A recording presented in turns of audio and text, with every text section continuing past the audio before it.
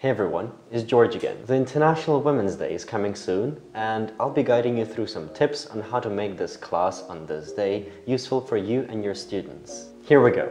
First off, it would be a great idea to start off with the homework that you have previously assigned to your students. Before your class, ask your students to watch some videos on the topic. You can either do a search yourself on YouTube or on TED Talks, or you can follow the links below that we've attached in the description. With the help of this topic, your students will bridge the gaps in their knowledge. You may also want to ask your students to write an essay. This task is not just great writing practice. First off, it stimulates their interest in the subject, and secondly, it prepares your students for the discussions in the classroom. Here are some examples of the topics you can assign to your students as homework.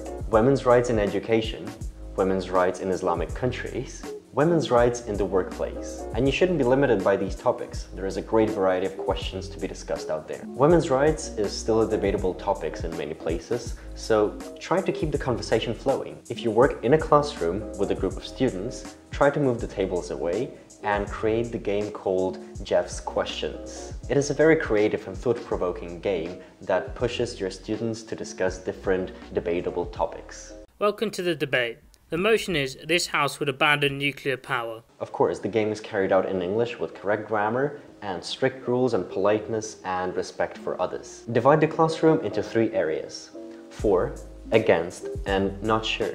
Then, read the statements the kids should agree or disagree with. Let's start with something obvious. Men should step up. Do it! Hence, there will be different students that agree with the statement, disagree, or are not sure with the topic. I'm not sure. And each of them go to the respective corners of the room. The game begins like this.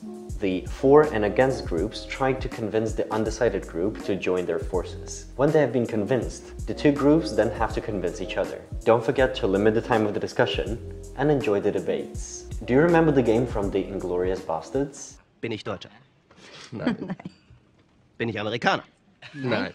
This day is a great occasion to update your students' knowledge on famous women. As you may have guessed, that's the point of the game. Students recall the names of famous women and stick their names to each other's foreheads. In order to make this game more educating, provide your students with some new vocabulary before starting the activity. While playing, try to prevent objectification and discrimination. Try to focus on personal traits rather than appearances. That we're still demanding an end to discrimination of women, that we need to close the gender pay gap, and that it is really important for us at last, once and for all, to say that we will end discrimination against women in the world. Yes.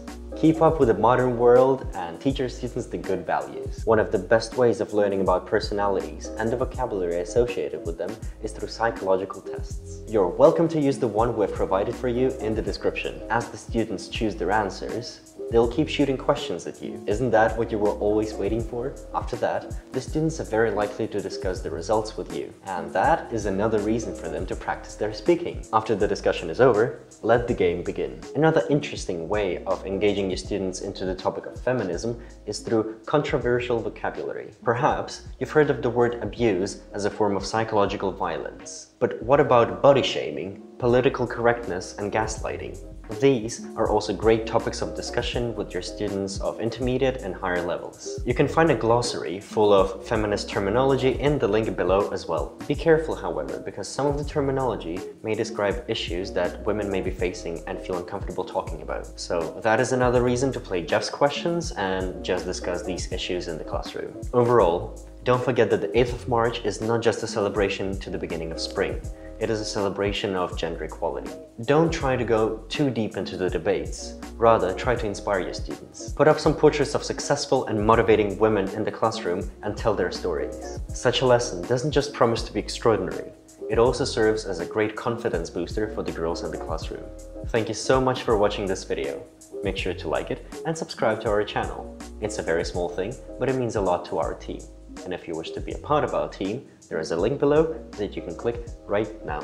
Good luck to you and your students, and see you next time.